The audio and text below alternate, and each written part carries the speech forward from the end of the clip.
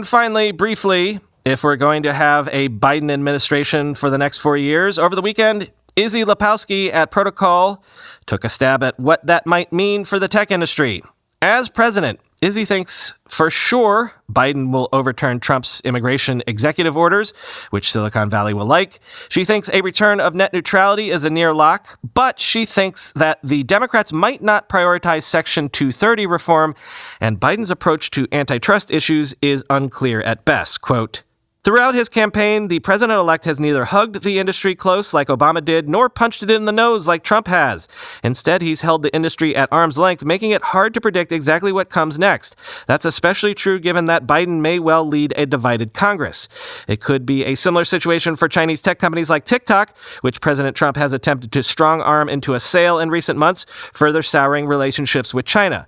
Biden will enter office with an agenda that requires China's cooperation on everything from climate action to containing the COVID-19 pandemic, so he'll need to tread a fine line between diplomacy and confronting the range of ways that Chinese technology could pose a threat to Americans.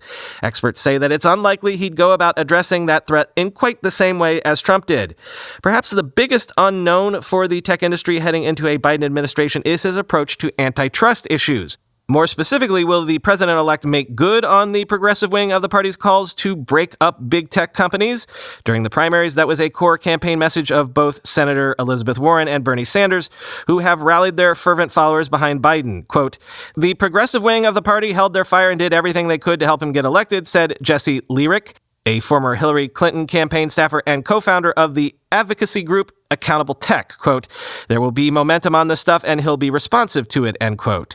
It's also one of the few policy areas around which there is actual bipartisan support. Quote, "There might not be a big difference between a Trump or Biden antitrust division," said Robert McDowell, a former Republican FCC commissioner who is now a partner at Cooley. "If antitrust investigations and legal battles against big tech continue, the next 4 years may not prove as challenging for the tech sector as the last 4 have been, but they won't be easy either.